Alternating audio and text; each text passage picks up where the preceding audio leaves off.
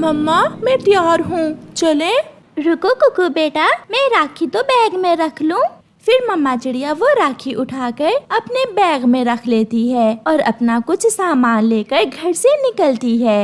मम्मा, मामा जी आपको देखकर बहुत खुश होंगे। हाँ बेटा, मेरा भाई मुझसे बहुत प्यार करता है। मम्मा, क्या जब आप मामू को राखी बांधेंगी तो मामू आपको कोई गिफ्ट भी देगा? बेटा, बहनें भाइयों से कोई लालच नहीं रखती, हमें तो बस अपने भाइयों से प्यार का लालच होता है और कुछ नहीं। ऐसे बातें करते करते वो माँ बेटा दूसरे जंगल पहुँच जाते हैं। इतनी दूर आने की क्या जरूरत थी, फोन ही कर लेती तुम। ऐसे मौके पर बहनें अपने भाई से कैसे दूर रह सकती हैं? रक्षाबंधन है, अपने भाई के लिए राखी लेकर आई हूँ मैं। 20 रुपए की राखी देकर कुछ लेने आई हो अपने भाई से? अपनी भाभी की ऐसी जली कटी बातें सुनकर मम्मा चिड़िया रोने लग जाती है। मैं अपने भाई से मिलने आई हूँ और उसे राखी बांधने, मैं कुछ लेने नहीं आई। रानो चिड़िया का भाई भी घर आ जाता है, मगर जैसे ही रानो चिड़िया आगे बढ़कर अपने भाई से मिलना चाहती है, उसका भाई अपना मुंह दूसरी तरफ कर लेता है। मम्मा, मामा जी आपसे नाराज हैं क्या?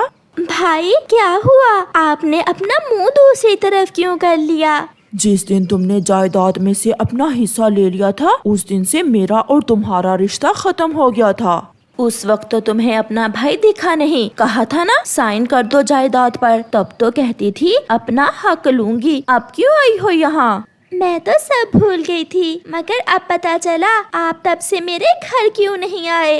अगर हम तुम्हारे घर नहीं आए तो तुम्हें क्या जरूरत थी यहाँ आने की? कुकू बेटा, चलो, गलती हो गई मुझसे, मैं भूल गई थी कि इस घर से मैंने अपना हिस्सा ले लिया है। अब मेरा इस घर पर कोई अधिकार नहीं है। फिर वो माँ बेटा अपना सामान उठाते हैं और वहाँ से जैसे आए थे वैसे ही वापस चले जाते हैं। माँ बहुत दुखी थी, उसके बेटे के सामने उसकी भाभी और भाई ने उसकी बहुत बेइज्जती की थी। कुछ भाई ऐसे होते हैं, हाँ कुछ भाई ऐसे भी होते हैं, जैसे गौरी कवि का भाई। पत्नी जी, मुझे तो कुछ समझ नहीं आ रहा कि अपनी बहन के लिए क्या गिफ्ट लूं। मेरी बहन बहुत गुस्से वाली है और मेरी बहुत लाडली बहन है वो।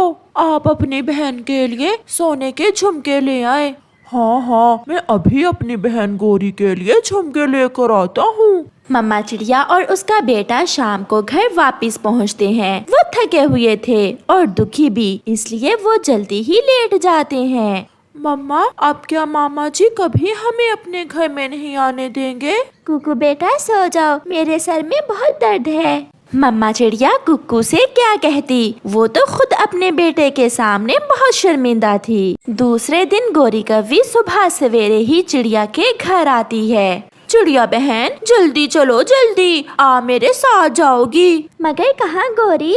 मुझे पता है, जब से आपने अपने भाई से जायदाद से हिस्सा लिया है, तब से आपका भाई और भाभी आपसे नहीं बोलते, इसलिए इस बार रक्षाबंधन पर आप मेरे साथ मेरे भाई के घर जाओगी। कुकू प्लीज, आप हमारे साथ चले, देखना मेरे मामा जी बहुत खुश होंगे। मम्मा चले, बहुत मजा आएगा। अपने बेटे की खुशी के लिए मम्मा चिड़िया मान जाती है और वो सब वहाँ से उड़ते हैं। हरियाली का भाई लाल तोता भी अपनी बहन के लिए गिफ्ट ले आया था। ये रहा मेरी बहन का गिफ्ट। रुको भैया, पहले मैं अपने भाई के पंख पर राखी तो बांध दूं। ऐसे हरियाली अपने भाई के पंख पर राखी बांधती है और लाल तोता अपनी बहन को गिफ्ट देता है। सब बहुत खुश थे। चिड़िया, कुकू, जग्गू और गौरी कवि भी दूसरे जंगल पहुंच जाते हैं। कहाँ है वो? कहाँ है? मैंने उसे कहा था कि मेरे आने से पहले पहले घर में होना। वो सुबह से आपका इंतजार कर रहे थे, अभी अभी बाहर गए हैं। ये मेरी पड़ोसन चिड़िया है, इसका भाई इससे नाराज है, मैं इसे भी साथ ले आई हूँ। ये आपका अपना घर है, जैसे आपकी मर्जी। गौरी का भाई भी आ जाता है। छोटे, कहाँ थे तुम? मैं कब से आई हुई हूँ। मैं अपनी बहन के लिए गिफ्ट लेने गया हुआ था, थोड़ी देर हो गई, चलो साथ मिलकर खाना खाते हैं। फिर वो सब एक बड़े होटल में जाकर खाना खाते हैं। जग्गू, आपके मामा जी बहुत अच्छे हैं। रात को गौरी कवि अपने भाई के राखी बांधती है। चिड़िया बहन, निकालो अपनी राखी बैग से और बांधो तुम अपने भाई के। चिड़िया बहन, जैसे गौरी मेरी बहन है ऐसे ही आप मेरी बहन हो। मुझे आपकी भाभी ने फोन कर दिया था। ये देखें, मैं आपके लिए गिफ्ट लाया हूँ। सोने की चूड़ियाँ देखकर मम्मा चिड़िया हैरान हो जाती है। वो रोते हुए गौरी के भाई के पंख पर राखी बांध देती है। और मेरा गिफ्ट कहाँ है? वो तो मैं भूल गया। मैं छोड़ूंगी नहीं तुम्हें। फिर वो बहन भाई आपस में ऐसे हंसते खेलते हैं और वो सब बहुत मजा करते हैं। सच गौरी बहन, रिश्ते वही हैं जो बिना लालच के हो। जिन रिश्तों में लालच हो वो रिश्ते नहीं होते। प्यारी दोस्तों, आपने अपने भाई को राखी बांधी और बदले में आपको क्या गिफ्ट मिले, हमें कमेंट करके जरूर बताएं। चिड़िया अपना भोजन लेने जा रही थी कि गौरी कौवी और कालू कौवा उसके पास आते हैं। चिड़िया, चलें भोजन लेने, आज हम दोनों भी आपके साथ ही जाएंगे।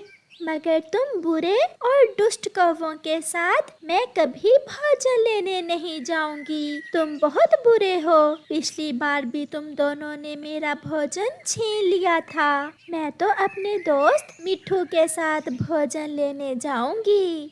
ऐसे कहते हुए चिड़िया वहाँ से चली जाती है। इस छोटी चिड़िया की जब से मोटी चोंच वाले तोते से दोस्ती हुई है, कुछ ज्यादा ही बोलने लग गई है। हमें किसी भी तरह इन दोनों में लड़ाई डालनी होगी। ना रहेगी चिड़िया और मिट्ठू की दोस्ती और ना जाएगी चिड़िया मिट्ठू के साथ भोजन लेने। कालू, मगर इन्हें आपस में लड़ाएंगे कैसे? ये तुम मुझ पर छोड़ दो, चलो मेरे साथ। फिर कौवा और कौवी चिड़िया के पीछे उड़ते हैं।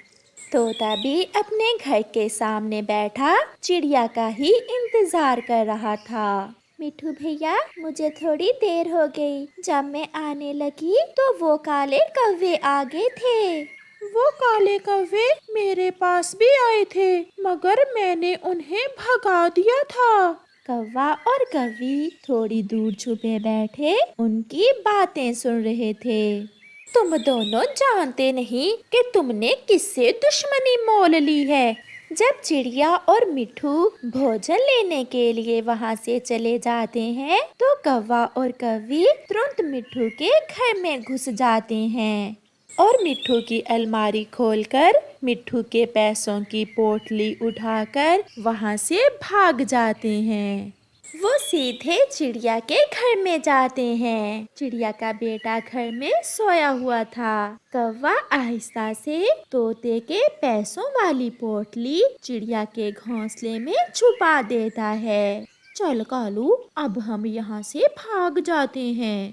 ऐसे कौवा और कौवी वहाँ से चले जाते हैं। चिड़िया, जब से मेरी तुमसे दोस्ती हुई है मेरा जीवन बहुत आसान हो गया है। पहले मैं अकेला ही भोजन लेने आता था, अब तुम साथ होती हो तो भोजन जल्दी मिल जाता है। मिट्ठू भैया, अगर हम सब एक दूसरे का साथ दें तो सारे काम ऐसे ही आसान हो जाते हैं। फिर शाम हो जाती है। चिड़िया और मिट्ठू अपना अपना भोजन लेकर वहाँ से चले जाते हैं। घर जाकर जब मिट्ठू अपना भोजन अलमारी में रखने के लिए अलमारी खोलता है तो वहाँ उसकी पैसों वाली पोटली नहीं थी। ये देखकर तोता तो रोने लग जाता है। मैं लुट गया, कोई चोर मेरी सारी जिंदगी की कमाई चुरा कर ले गया। मैंने किसी का क्या बिगाड़ा था जो मेरे साथ ऐसा हुआ। चल कालू, अब जल्दी से जाकर जल्दी पर तेल गिराते हैं और मिट्ठू और चिड़िया में आग लगाते हैं। फिर वो दोनों जल्दी से मिट्ठू तोते के घर जाते हैं। मिट्ठू, मेरा विश्वास करना, जब मैं नदी पर पानी पीने जा रही थी तो मैंने देखा कि चिड़िया का बेटा तुम्हारे घर से एक पोटली चुरा कर ले जा रहा था। हाँ हाँ मिठू, हमने अपनी इन काली काली आँखों से खुद देखा। मेरी पोटली किसी ने चुरा ली है, मैं इसीलिए बैठा रो रहा हूँ। मगर चिड़िया का बेटा ऐसे नहीं कर सकता। अगर हमारा विश्वास नहीं है तो खुद जाकर चिड़िया के घर की तलाशी लो, तुम्हें पता चल जाएगा। अगर ऐसा है तो मैं अभी चिड़िया के घर जाता हूँ। फिर मिट्ठू चिड़िया के घर में जाता है। चिड़िया, मेरी सारी कमाई किसी ने चोरी कर ली है। ये तो बहुत बुरा हुआ आपके साथ।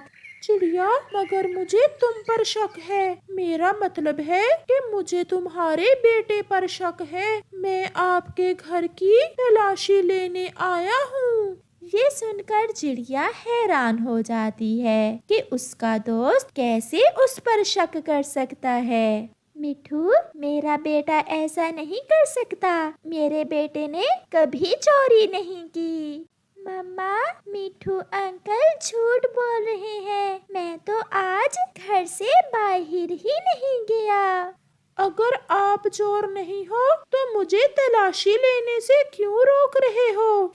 मिठू भैया, मुझे अफसोस है कि मैंने आपसे दोस्ती की। आप मुझ पर ऐसा शक भी कर सकते हो, ये तो मैंने कभी सोचा भी ना था। फिर मिठू तोता चिड़िया के घोंसले की तलाशी लेता है और उसे अपनी पैसों वाली पोटली चिड़िया के घोंसले के नीचे से मिल जाती है। मिल गए, मेरे पैसे मिल गए। चिड़िया, तुम शक्ल से तो ऐसी नहीं लगती। क्या तुमने मुझसे दोस्ती किसी लालच में की थी? चिड़िया क्या बोलती, वो तो खुद हैरान थी कि ये पोटली उसके घर में कैसे आई। बोलो बोलो, अब बात करो। मुझसे दोस्ती करके गलती तुमने नहीं की, बल्कि मैंने तुमसे दोस्ती करके गलती की थी। ऐसे मिठू गुस्से में अपनी पोटली लेकर वहाँ से चला जाता है। कुकू बेटा, मैं आपकी मम्मा हूँ। अगर ये गलती आपसे हुई है तो मुझे बता दें। बेटा, मैं आपको माफ कर दूंगी। कुकू रोने लग जाता है। मम्मा, मैं आपका बेटा हूँ। अगर आप चोर नहीं हैं तो मैं कैसे चोर हो सकता हूँ? मेरा विश्वास करें, ये काम किसी और ने किया है। तो फिर ये कौन कर सकता है? मुझे ये जानना होगा। फिर दूसरे दिन चिड़िया अपने बरसों पुराने दोस्त काले नाग के पास जाती है और उसे जाकर सारी बात बताती है। मिठू ने मुझे चोर समझा। इसमें मिठू का कोई दोष नहीं है। ये सब उन काले कौवों की वजह से हुआ है। वो काले कौवे अभी तक सुधरे नहीं हैं। चिड़िया, आप मिट्ठू को साथ लेकर कौवों के घर पहुँचो और मैं भी वहाँ ही आ रहा हूँ। आज मैं उन कौवों से सच उगलवा कर ही रहूँगा। फिर चिड़िया मिठू के पास जाती है। तुम क्यों आई हो यहाँ? मैं तुमसे नहीं बोलता। आप यहाँ से चली जाए। मिठू भैया, आपका गुस्सा अपनी जगह ठीक है, मगर आप एक बार मेरे साथ कौवों के घर चलें। ये सारी खेल कौवों की ही खेली हुई है। आज मैं सच आपके सामने लाकर ही रहूंगी। फिर मिठू तोता चिड़िया के साथ कौवों के घर चला जाता है। वो घर के बाहर खिड़की के साथ बैठ जाते हैं। चिड़िया का पुराना मित्र नाग भी आ जाता है। वो सीधा कौवों के घर में चला जाता है। कौवा और कौवी सोए हुए थे। उठो काले कौवो, उठो, वरना मैं तुम्हें जिंदा ही खा जाऊंगा। नाग की खौफनाक आवाज सुनकर कालू और गोरी जाग जाते हैं। नाग जी, आप? और यहाँ तो कोई अंडा नहीं है आपके पीने के लिए। मैं अंडा पीने नहीं बल्कि तुम्हें खाने आया हूँ। सच सच बताओ, चिड़िया के घर में मिट्ठू की पोटली किसने रखी थी? अगर ना बताया तो मैं अभी तुम दोनों को खा जाऊंगा। नहीं नाग जी, हमें मत खाइए। मेरी पत्नी से चिड़िया और मिट्ठू की दोस्ती बर्दाश्त नहीं होती थी, इसलिए हमने ही वो पोटली चिड़िया के घोंसले में छुपाई थी। ये सुनकर मिट्ठू चिड़िया से बहुत शर्मिंदा था और वो दोनों भी घर के अंदर आ जाते हैं। दुष्ट कौवा, तुम बहुत बुरे हो। किसी की लड़ाई करवाने के लिए तुम ये सब भी कर सकते हो। मिट्ठू, गलती तुम्हारी भी है। तुमने अपने दोस्त पर शक किया। अगर दोस्ती सच्ची हो तो दोस्ती में ऐसे शक नहीं होता। नाग भैया, आपका बहुत बहुत धन्यवाद जो आप सच सामने ले आए। मैं तो सोच सोच कर मर ही जाती। तुम्हारी सजा यही है कि तुम दोनों यहाँ से भाग जाओ। फिर नाग उन कौवों को वहाँ से भगा देता है और मिट्ठू और चिड़िया फिर से खुशी खुशी जिंदगी गुजारते हैं। प्यारे दोस्तों, इस कहानी से हमें सीख मिलती है कि अपने सच्चे दोस्तों पर कभी शक ना करो।